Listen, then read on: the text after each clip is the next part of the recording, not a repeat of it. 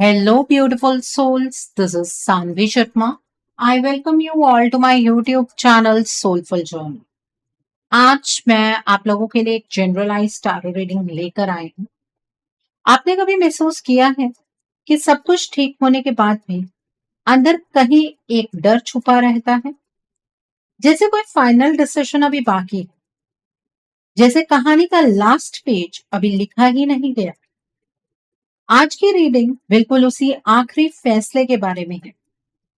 वो फैसला जो आपके पार्टनर के दिल में चुपचाप पक रहा है, वो फैसला जो शायद उन्होंने अभी तक आपसे कहा नहीं, लेकिन उनकी एनर्जी ऑलरेडी उस तरफ मूव कर रही है। क्या वो आपको चूज करेंगे या फिर सिचुएशन उन्हें आपसे दूर ले जाएगी? क्या उनका दिल सच में आपका है या वो अभी भी कंफ्यूजन और इन्फ्लुएंस में फंसे हुए हैं? आज हम कार्ड्स के थ्रू ये जानने की कोशिश करेंगे कि उनका फाइनल डिसीजन क्या होने वाला है, उनके इमोशंस, उनके डाउट्स और वो हिडन फैक्टर्स जो इस डिसीजन को इफेक्ट कर रहे हैं। तो आप बस अपनी एनर्जी को काम कीजिए, अपने पार्टनर को दिल में विजुअलाइज कीजिए और देखिए उनके दिल का सच आज आपके सामने कैसे खुलकर आता है। आज की रीडिंग का टॉपिक है कि आपके पार्टनर का आखिरी फैसला क्या होगा। आज की जो ये रीडिंग है ये एक जनरलाइज रीडिंग है। बहुत सारी एनर्जीज निकल कर आएंगी। जो भी एनर्जीज आपके साथ रेजोनेट करेंगी आप उन्हीं एनर्जीज को पिक कीजिएगा, बाकी एनर्जीज आप दूसरों के लिए रहने दीजिएगा। आप मेल है, फीमेल है, मैरिड है, अनमैरिड है, डिवोर्स्ड है, एक्स्ट्रा मैरिटल अफेयर में है, लॉन्ग डिस्टेंस रिलेशनशिप में है या फिर किसी कॉम्प्लिकेटेड रिलेशनशिप में है, आज की रीडिंग डेफिनेटली आपके साथ रेजोनेट होगी। आज की रीडिंग में मैं किसी भी पर्टिकुलर ज़ोडिक साइन का नाम नहीं लूंगी, क्योंकि ये रीडिंग सभी ज़ोडिक साइंस के लिए है, सभी राशियों के लिए है। सो यहाँ पर जो कार्ड्स निकल कर आए हैं वो है 6 ऑफ पेंटिकल्स का कार्ड है, द हर्मिट का कार्ड है, द व्हील ऑफ फॉर्चून का कार्ड है, एस ऑफ पेंटिकल्स का कार्ड है, द जजमेंट का कार्ड है, then ace ace of pentacles का कार्ड है, the next card is 5 of swords का कार्ड है, देन इज 10 ऑफ स्वॉर्ड्स का कार्ड है, एस ऑफ स्वॉर्ड्स का कार्ड है, द सन का कार्ड है यहाँ पर, and bottom of the deck पर यहाँ पर द चैरियट का कार्ड है। तो आइए जानते हैं कि कार्ड्स क्या कह रहे हैं। तो पहला कार्ड है एस ऑफ पेंटिकल्स का कार्ड है।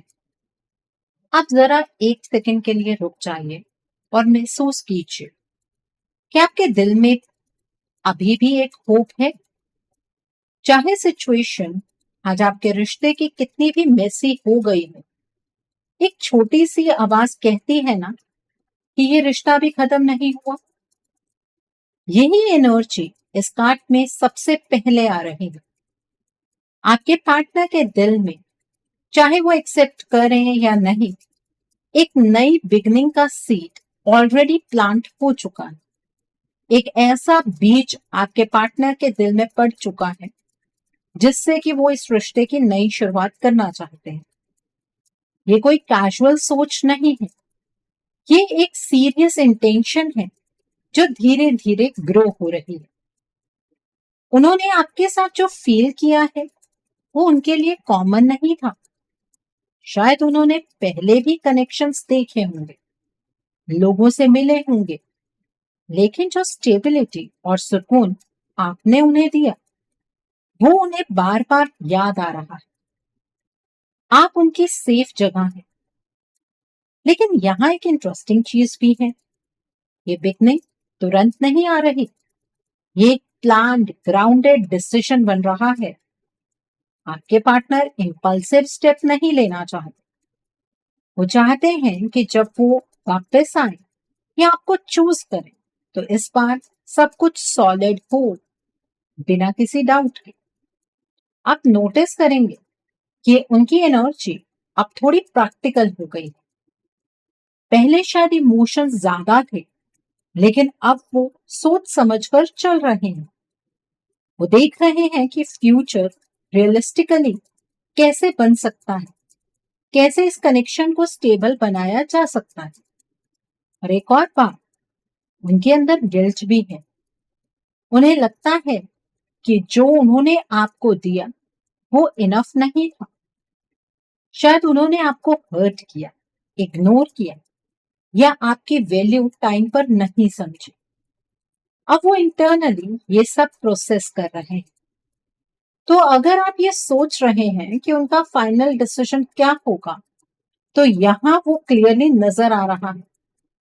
वो आपके साथ एक नई शुरुआत चाहते हैं, लेकिन ये शुरुआत तब होगी जब वो खुद को रेडी फील करेंगे। इसलिए अभी अगर डिले हो रहा है, साइलेंस है या क्लैरिटी नहीं मिल रही, इसका मतलब ये नहीं है कि उन्होंने आपको छोड़ दी, बल्कि वो अपने अंदर वो फाउंडेशन बिल्ड कर रहे हैं जिससे ये रिश्ता इस बार टिक सके। Okay, so the next card over here is the sun का कार्ड है यहाँ पर। अब आप थोड़ा सा दिल पर हाथ रखिए और ऑनेस्टली मुझे बताइए, क्या आपने कभी उनकी आंखों में वो खुशी देखी थी जो वो किसी और के साथ नहीं देखते? आप ये बात तो कह देते हैं कि आपके पार्टनर खुश हैं, पर क्या सच में आपको उनकी आंखों में वो खुशी नजर आती है? ये कार्ड वही बात कंफर्म करता है, आपके पार्टनर के लिए आप सिर्फ एक रिलेशनशिप नहीं थे, आप उनकी हैप्पीनेस का सोर्स थे। ये कोई छोटी बात नहीं होती। किसी की लाइफ में ऐसा इंसान बनना जो उन्हें अंदर से लाइट फील कराए, ये बहुत रेयर होता है। उनके साथ जब आप थे तो उनका एक डिफरेंट वर्जन बाहर आता था, ज्यादा ओपन, ज्यादा जेन्युइन, ज्यादा अलाइव। और अब जब वो आपसे दूर है, ये जो डिस्टेंस आ गया है, वो डिफरेंस उन्हें क्लियरली फील हो रहा है। आप समझ रहे हैं, ये सिर्फ याद नहीं है, ये रियलाइजेशन है। उन्हें अब समझ आ रहा है कि जो वो ढूंढ रहे थे, जो उन्हें कंप्लीट फील कराता है, वो ऑलरेडी उनके पास था। लेकिन उस वक्त शायद वो कंफ्यूज थे या एक्सटर्नल सिचुएशंस ने उन्हें डिस्ट्रैक्ट कर दिया। अब उनका दिल धीरे धीरे वापस उसी जगह जा रहा है जहां वो ट्रूली हैप्पी थे, और वो जगह आप है। लेकिन यहाँ एक और लेयर है, ये हैप्पीनेस सिर्फ आपसे लिंक नहीं है, ये उनकी अपनी हीलिंग से भी कनेक्टेड। वो अब अपने आप को समझने लगे हैं, उन्हें क्लैरिटी मिल रही है कि वो क्या चाहते हैं और क्या नहीं। और जैसे जैसे ये क्लैरिटी स्ट्रांग हो रही है, वैसे वैसे आपकी वैल्यू भी उनकी नजरों में और क्लियर होती जा रही है। आप नोटिस करेंगे कि उनके अंदर एक पुल है, एक स्ट्रांग अर्ज आपकी तरफ आने का। वो चाहे ओपनली एक्सप्रेस ना करें, लेकिन उनका दिल ऑलरेडी डिसीजन की तरफ झुक चुका है। और वो डिसीजन क्या है? सोचिए, बताइए। हैप्पीनेस, हैप्पीनेस को चूज करना। और उनके लिए हैप्पीनेस का मतलब आप हैं। तो हाँ, उनका फाइनल डिसीजन लाइट की तरफ है, पॉजिटिविटी की तरफ है, और उस रास्ते पर आप खड़े हैं।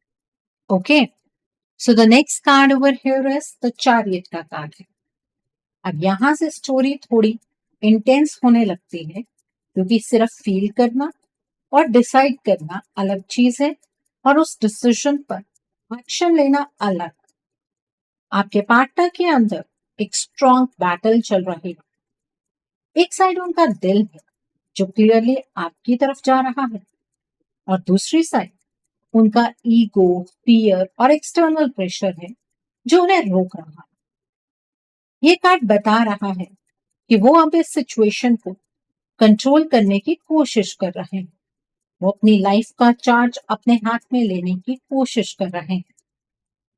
पहले शायद वो फ्लो में चल रहे थे, जो हो रहा था वो होने दे रहे थे, लेकिन अब वो एक्टिवली डिसीजन लेना चाहते हैं।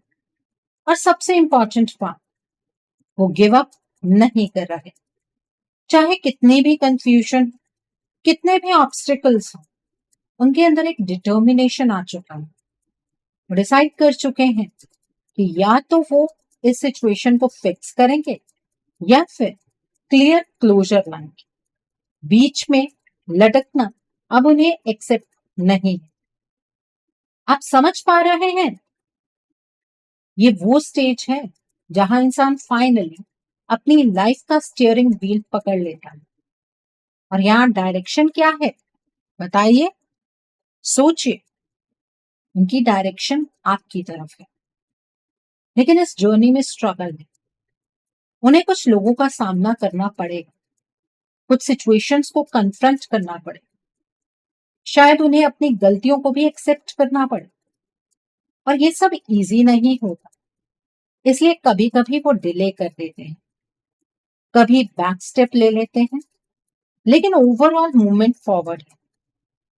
आपको एक चीज याद रखनी है, वो आपके पास आने का डिसीजन ले रहे हैं, लेकिन अपने तरीके से। उन्हें कंट्रोल चाहिए, क्लैरिटी चाहिए और कॉन्फिडेंस चाहिए। तो अगर आपको लग रहा है कि वो स्लो है, तो समझ लीजिए वो केयरलेस नहीं है, वो कॉशियस है। वो हर प्रिकॉशन लेकर आपकी तरफ आना चाहते हैं। और जब वो फाइनली मूव करेंगे तो स्ट्रॉन्ग मूव होगा। Okay, so the next card over here is page of pentacles का कार्ड है यहाँ पर। अब यहाँ पर थोड़ी सी सॉफ्ट एनर्जी आ रही है और ये कार्ड बहुत इंपॉर्टेंट मैसेज दे रहा है। आपके पार्टनर के अंदर अब लर्निंग फेज चल रहा है। वो सिर्फ फील नहीं कर रहे हैं, सिर्फ डिसाइड नहीं कर रहे हैं, वो सीख रहे हैं। उन्हें अब रियलाइज हो रहा है कि रिलेशनशिप सिर्फ इमोशन से नहीं चलता, एफर्ट लगता है, कंसिस्टेंसी लगती है और रिस्पॉन्सिबिलिटी लेनी पड़ती है। पहले शायद वो थोड़े इमेच्योर थे इस एस्पेक्ट में, शायद उन्होंने चीजों को इतना सीरियसली नहीं लिया जितना लेना चाहिए था। लेकिन अब उनका माइंडसेट चेंज हो रहा है। वो चाहते हैं कि जब वो आपके पास आए तो बेटर वर्जन बनकर आए। आप समझ रहे हैं ना कि ये कितनी बड़ी बात है? हर कोई वापस आना चाहता है, लेकिन हर कोई खुद को इम्प्रूव नहीं करता। आपके पार्टनर खुद को इम्प्रूव कर रहा है, लेकिन हाँ, अभी भी वो बिगनर स्टेज में है, इसलिए उनका अप्रोच थोड़ा स्लो, थोड़ा अनश्योर हो सकता है। कभी वो मैसेज करने का सोचेंगे फिर रुक जाएंगे, कभी वो प्लान बनाएंगे फिर डाउट आ जाएगा। ये इनकंसिस्टेंसी एक्चुअली उनकी लैक ऑफ फीलिंग्स नहीं है, ये उनकी लर्निंग प्रोसेस का पार्ट है। और एक और बात, वो आपको इम्प्रेस करना चाहते हैं। वो चाहते हैं कि जब वो आपके सामने आए तो आप उन्हें रिस्पेक्ट करें, उन्हें सीरियसली लें। इसलिए वो अपनी लाइफ को भी सेट करने की कोशिश कर रहे हैं, जैसे कि फाइनेंशियल स्टेबिलिटी, फ्यूचर प्लान, सब कुछ। तो उनका फाइनल डिसीजन सिर्फ इमोशनल नहीं है, वो प्रैक्टिकल भी हो रहे हैं। वो आपको चूज करना चाहते हैं, लेकिन इस बार सही तरीके से। तो यहाँ पर डिसीजन आपके पार्टनर का आपकी फेवर में नजर आ रहा है। सो इस एनर्जी को आपको क्लेम करना नहीं भूलना है। इस एनर्जी को क्लेम करने के लिए आप कमेंट सेक्शन में 555 हार्ट जरूर टाइप कीजिए। Okay, so coming to the next card over here is the wheel of fortune का कार्ड है। आपने कभी नोटिस किया है, कभी सब कुछ इतना परफेक्ट लगता है और अचानक सब कुछ उल्टा हो जाता है, जैसे किस्मत खुद टेस्ट ले रही है। ये कार्ड वही एनर्जी ला रहा है। आपके पार्टनर की लाइफ में एक साइकिल चल रहा है, अप्स एंड डाउन्स का। कभी वो आपके पास आने का सोचते हैं, कभी सिचुएशन उन्हें वापस पीछे खींच लेती है। ये सिर्फ उनकी कंफ्यूजन नहीं, ये टाइमिंग का गेम भी है। कुछ चीजें उनके कंट्रोल में नहीं है। और सबसे बड़ी प्रॉब्लम यह है कि आपके रिश्ते में एक थर्ड पार्टी एनर्जी एग्जिस्ट करती है। एक्सटर्नल सर्कमस्टांसेस थर्ड पार्टी का इंटरफेरेंस और उनके खुद की लाइफ के चैलेंजेस सब मिलकर इस कनेक्शन को डिले कर रहे हैं। लेकिन एक इंपॉर्टेंट बात है, व्हील हमेशा मूव करता है। जो फेज अभी चल रहा है वो अभी परमानेंट नहीं है। आप समझ रहे हैं ना? ये जो रुकावट है ये फाइनल नहीं है, ये बस एक टर्निंग फेज है। आपके पार्टनर के लिए ये एक कार्मिक लेसन जैसा लग रहा है, क्योंकि जो ये थर्ड पार्टी है यह आपके पार्टनर की या आपकी या आप दोनों की पास्ट लाइफ कार्मिक है। आपके पार्टनर को सिखाया जा रहा है क्या सच में इंपॉर्टेंट है और आपका बिलीफ सिस्टम चेंज किया जा रहा है। और हर बार जब आपके पार्टनर कंफ्यूज होते हैं, लाइफ उन्हें वापस उसी जगह ले आती है जहां आप हो। इसका मतलब क्या है? इसका मतलब ये है कि आपके पार्टनर तो आपके पास वापस आना चाहते हैं, लेकिन वो एक कार्मिक लूप में फंस गए हैं। और इसी कार्मिक लूप की वजह से आपके रिलेशनशिप में डिले और पोस्टपोनमेंट की एनर्जीज चल रही हैं। आपके रिश्ते में डिलेस हो रहे हैं।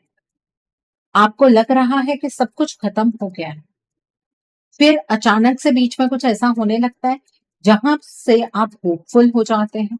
वो तब होता है जब आपके पार्टनर ना इस थर्ड पार्टी की एनर्जी से थोड़ा सा टैप आउट करते हैं। ये एक इमोशनल रोलर कोस्टर है, लेकिन ये जो डेस्टिनेशन है आपके रिश्ते की वो अभी भी चेंज नहीं हुई है। उनका फाइनल डिसीजन आपकी तरफ है, ये बात ये थर्ड पार्टी भी जानती है। इसलिए ये थर्ड पार्टी आपके पार्टनर को ये डिसीजन लेने नहीं दे रही है और आपके पार्टनर को आपके सामने ही गलत साबित कर रही है। Okay, so the next card over here is 5 of swords का कार्ड है यहाँ पर। अब यहाँ एनर्जी थोड़ी हैवी हो जाती है और मैं यहाँ आपसे सीधा कहना चाहूंगी, यहाँ थर्ड पार्टी इंटरफेरेंस बहुत स्ट्रांग है। आपको लग रहा होगा ना कि बीच में कोई ऐसा एलिमेंट है जो बिना वजह सब खराब कर रहा है, जैसे unnecessary fights, misunderstanding, ego clashes.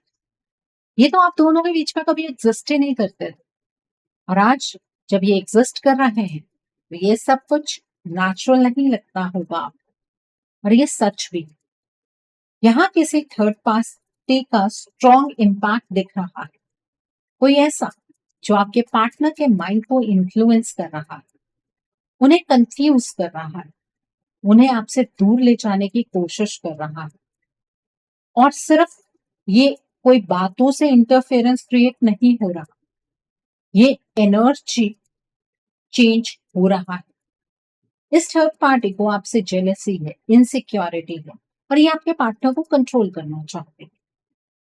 और यहाँ एक और चीज भी है, ये सिचुएशन कभी कभी इतनी टॉक्सिक हो जाती है कि आपके पार्टनर भी रिएक्ट कर देते हैं। वो ऐसे वर्ड्स बोल देते हैं आपसे जो उनके दिल से नहीं आते, लेकिन सिचुएशन उन्हें पुश करती है। यहां तक कि मैं ये बात क्लियरली देख पा रही हूँ कि इस थर्ड पार्टी ने आपके पार्टनर को बार बार एनर्जीज की टर्म्स में बैकस्टैप किया है। इस थर्ड पार्टी ने आपके पार्टनर के ऊपर डार्क एनर्जी का इम्पैक्ट किया है, स्पेल वर्क किया है, आपके पार्टनर के ऊपर ब्लैक मैजिक हुआ है, आपके पार्टनर को कुछ खिला दिया गया है जिस वजह से आपके पार्टनर इस थर्ड पार्टी की फेवर में बात करते हैं। आपको भी पता है दिल से कि आपके पार्टनर डिसीजन आपके फेवर में लेना चाहते हैं, लेकिन प्रैक्टिकली 3D वर्ल्ड में आपको नजर आ रहा होगा कि आपके पार्टनर डिसीजन ले तो इस थर्ड पार्टी की फेवर में रहे हैं। अब पिछले कुछ दिनों से आपके पार्टनर की एनर्जीज जो है बहुत ही पॉजिटिव डायरेक्शन में आगे की ओर बढ़ रही है। ये बात ये थर्ड पार्टी भी ऑब्जर्व कर रही है, लेकिन आपके पार्टनर को ये अपनी बातों में नहीं ले पा रहे हैं। तो इसलिए जो 1 अप्रैल को फुल मून है उस पर ये थर्ड पार्टी दोबारा से आपके पार्टनर के ऊपर डार्क एनर्जी का इम्पैक्ट करने वाली है, ब्लैक मैजिक करने वाली है, स्पेल वर्क करने वाली है, जिससे कि आप दोनों के बीच में कम्युनिकेशन गैप बढ़ जाए। ठीक है, आप दोनों एक दूसरे से कांटेक्ट ना कर पाए, आपके पार्टनर अपना फाइनल डिसीजन लेने की स्ट्रेंथ ना गेन कर पाए। इसलिए ये वक्त और अगले 15 दिन आपके रिश्ते के लिए बहुत इंपॉर्टेंट है। देखिए, आप दोनों का क्लियर कम्युनिकेशन ही नहीं हो पा रहा है। अगर ये क्लियर कम्युनिकेशन नहीं होगा ना, तो ये रिश्ता और ज्यादा मिसअंडरस्टैंडिंग्स की तरफ बढ़ेगा, कंफ्यूजन बढ़ेगी। इस रिश्ते में और ज्यादा एक दूसरे के प्रति मिसअंडरस्टैंडिंग्स इंक्रीज होंगी। तो कर क्या सकते हैं? आप अपने पार्टनर से डायरेक्टली बात नहीं कर सकते। अगर आप चाहते हैं कि आपका रिश्ता इस कम्युनिकेशन गैप वाली सिचुएशन से बाहर निकले, ब्लॉकेजेस आपके रिश्ते की कम हो, ये थर्ड पार्टी एलिमिनेट हो, तो आपको अपने रिश्ते के लिए एक रीडिंग बुक करनी चाहिए। रीडिंग में आप ब्लॉकेजेस को जानिए। अकॉर्डिंगली आप अपने रिश्ते के लिए कोई हीलिंग का प्रोसेस या फिर कोई रेमेडी गो थ्रू कर सकते हैं। अगर आप मेरे साथ ये रीडिंग बुक करना चाहते हैं, तो मेरे व्हाट्सएप के थ्रू या फिर मेरी ईमेल आईडी के थ्रू आप ये रीडिंग बुक कर सकते हैं। मेरा व्हाट्सएप नंबर और ईमेल आईडी स्क्रीन पर फ्लैश हो। जिन लोगों ने ये सोच लिया है कि हम अपने रिश्ते को सरेंडर्ड मोड पर रखना चाहते हैं, आपको इस रिश्ते से मूव ऑन कर लेना चाहिए। जो लोग अपने रिश्ते को लेकर सीरियस हैं, मैं आपको ही सिर्फ एडवाइस दूंगी कि आपको अपने रिश्ते के लिए एक्शन की स्टेट में आना चाहिए। अगर आप मेरे साथ ये रीडिंग बुक करना चाहते हैं, तो मेरे व्हाट्सएप के थ्रू या फिर मेरी ईमेल आईडी के थ्रू ये रीडिंग बुक कर सकते हैं। मेरा व्हाट्सएप नंबर और ईमेल आईडी स्क्रीन पर फ्लैश होगी। मैं आपको ये नहीं कहूंगी कि आपको रीडिंग सिर्फ मेरे साथ ही बुक करनी है। आपको जिस पर फेथ है, आप उनके साथ रीडिंग बुक कर सकते हैं, कोई प्रॉब्लम नहीं। Okay, so coming back to the reading, the next card is 10 of swords का कार्ड है।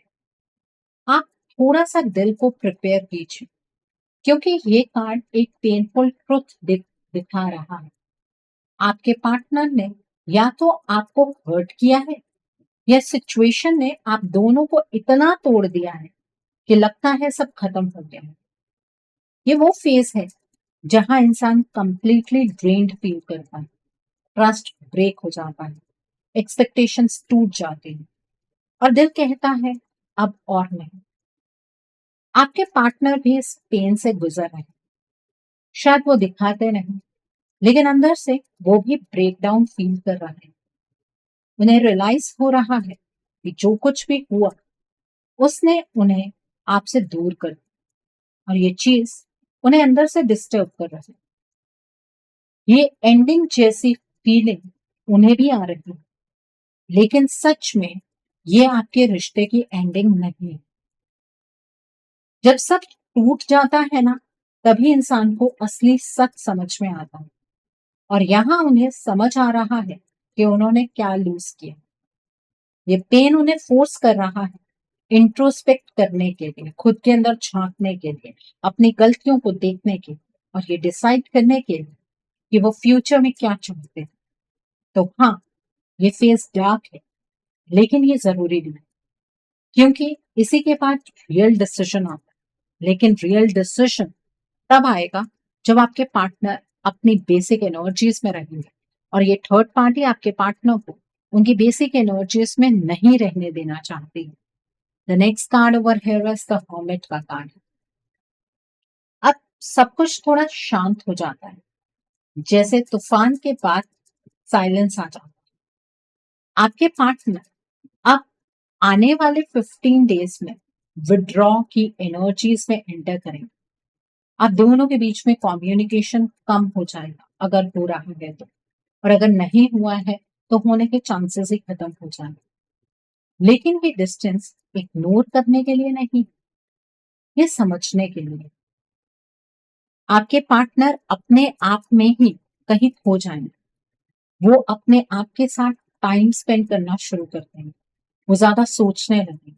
फील तो आपके पार्टनर ऑलरेडी कर रहे हैं, उनकी फीलिंग गहरी होने लगेगी और वो सब कुछ एनालाइज करने लगेंगे, बट नॉन एक्शन की स्टेट में एंटर कर जाएंगे। ये फेस आपके रिश्ते में एक हॉल्ट लेकर आएगा, एक रुकावट लेकर आएगा, क्योंकि आपके पार्टनर जो फाइनल डिसीजन दिल में बना चुके हैं ना, उसे वो एग्जीक्यूट नहीं कर पाएंगे। अब वो किसी के इन्फ्लुएंस में है, ये थर्ड पार्टी है, ये एक्सटर्नल नॉइस है जो उनके डिसीजन को इफेक्ट कर रहा है। आपके पार्टनर आपकी वैल्यू को तो समझ पा रहे हैं, लेकिन इस थर्ड पार्टी के होते हुए वो अपने एक्शन को एग्जीक्यूट करने से कहीं ना कहीं रुक रहे हैं। ये थर्ड पार्टी उन्हें रोक रही है और अगले 15 डेज में ये चीज आपको और क्लियरली समझ आएगी कि आपके पार्टनर ने आपसे 2 कदम और पीछे की ओर ले लिए हैं और आपके पार्टनर कहीं अपने ही दुनिया में व्यस्त हैं। आपके पार्टनर इस सिचुएशन में किस तरह से अपने आप को संभाले उन्हें खुद भी समझ नहीं आएगा, लेकिन जो ये डार्क एनर्जी का इम्पैक्ट अब 1 अप्रैल को क्रिएट होगा ना, उसके बाद आपके पार्टनर इस तरह की एनर्जीज में एंटर करने वाले हैं। ओके, सो आपके जो पार्टनर हैं वो अपने आप में कहीं सिमट जाएंगे और आपको लगेगा कि आपके पार्टनर शायद आपसे बहुत दूर जा चुके हैं।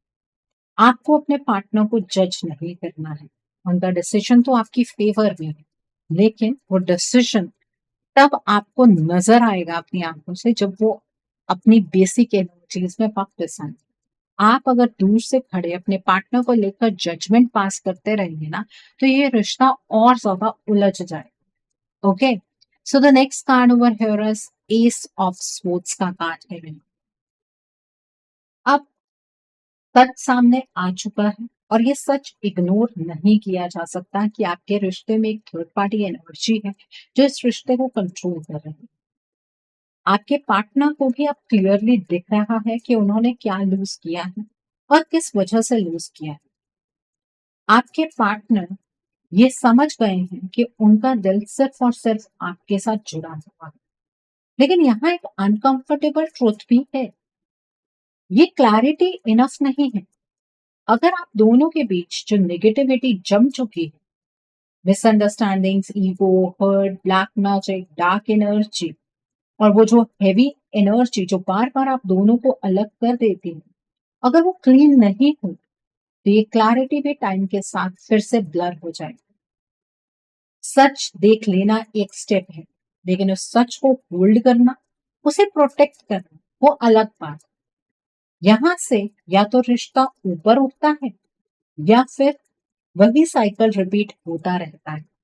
आपको लगता है कि जो कार्मिक साइकिल है वो वक्त के साथ कंप्लीट हो जाता है और फिर आपके पार्टनर आपके पास वापस आ पाएंगे, ऐसा नहीं होता है। इस बारे में मैंने कल एक वीडियो बनाई थी, आप उस वीडियो को जरूर देखिएगा कि आपका रिश्ता कौन से साइकिल में अटक गया। आपको क्लैरिटी मिलेगी कि कार्मिक साइकिल कैसे आगे की तरफ को प्रोसीड करता है। Okay, so the next card over here is 6 of pentacles का कार्ड। अब बात सीधी, रिश्ता तभी टिकता है जब दोनों तरफ से इक्वल एनर्जी फ्लो। आपने इस कनेक्शन में दिल से दिया है, लेकिन रिटर्न उतना नहीं मिला। अब ये इम्बैलेंस ही सबसे बड़ा रीजन बना डिस्टेंस। अब आपके पार्टनर रेडी हैं चीजें इक्वल करने के लिए, एफर्ट देने के लिए, आपको वैल्यू देने के लिए, लेकिन एक रियलिटी चेक भी है। अगर आप अपने अंदर जो हर्ट लेकर बैठे हैं, जो ओवर थिंकिंग, डाउट और फियर आपके सबकॉन्शियस में बैठे हैं, अगर वो वैसे के वैसे ही रहे तो आप उनके एफर्ट को भी एक्सेप्ट नहीं कर पाएंगे। और फिर क्या होगा? फिर वो देंगे, आप डाउट करेंगे, फिर क्लैश होगा और फिर सेम पैटर्न रिपीट।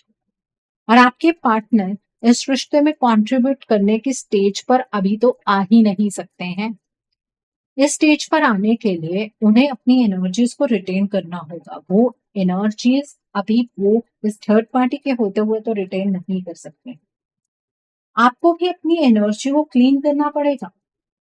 यहाँ सिर्फ उनका चेंज का होना काफी नहीं है, तभी ये बैलेंस स्टेबल बनेगा, वरना ये सिर्फ टेम्परेरी पैच बनकर रह जाएगा। Okay, so the next card over here is judgement का कार्ड है। यहाँ पर ये फाइनल डिसीजन है और मैं आपको बिल्कुल क्लियरली बता रही हूँ कि आपके पार्टनर आपको चूज करना चाहते हैं। उनका दिल, उनका डिसीजन, उनका फुल सब आपकी तरफ। लेकिन ये रिश्ता अपने आप नहीं बचे। ये वो कनेक्शन है जहाँ फीलिंग स्ट्रांग है, लेकिन उतनी ही स्ट्रांग नेगेटिव एनर्जी भी चिपकी हुई है। डार्क एनर्जी है, ब्लैक मैजिक है, पास्ट पेन है, थर्ड पार्टी का इफेक्ट है, नजर है, जेलसी है, सबका इम्पैक्ट इस बॉन्ड पर पड़ा है। अब यहाँ फाइनल कॉल आपके हाथ में है। अगर आपने इस नेगेटिविटी को कॉन्शियसली रिमूव नहीं किया, अगर आपने हीलिंग पर काम नहीं किया, तो चाहे वो वापस भी आ जाए, ये रिश्ता फिर से टूट जाए। लेकिन अगर आपने इस एनर्जी को क्लीन कर दिया, अपने और इस कनेक्शन के ऊपर से हेवी लेयर हटा दी, तो ये रिश्ता सिर्फ वापस नहीं आएगा, ये परमानेंटली स्टेबल हो जाए। तो उनका फाइनल डिसीजन क्लियर है और वो है आप। अब डिसीजन आपके हाथ में। आप इस रिश्ते को हील करके जीना चाहते हैं या फिर इसे फिर से टूटने देना चाहते हैं, वो मर्जी आपकी है। सो आई होप आज की रीडिंग से आपको बहुत सारी चीजों को लेकर क्लैरिटी मिली होगी। नीचे मुझे कमेंट सेक्शन में जरूर बताइएगा कि ये रीडिंग आपको कैसी लगी। वीडियो पसंद आई है तो लाइक करना मत भूलिएगा, अपने नियर एंड डियर वंस के साथ शेयर जरूर कीजिएगा। हो सकता है किसी को अपनी लाइफ को लेकर, अपने रिश्ते को लेकर कुछ क्लैरिटी मिल सके। So do share my video also. अगर आप मेरी रीडिंग से इन्फ्लुएंस्ड हैं और किसी पर्सनलाइज प्रॉब्लम का सॉल्यूशन मुझसे चाहते हैं, तो अपनी पर्सनलाइज रीडिंग आप मेरे साथ बुक कर सकते हैं।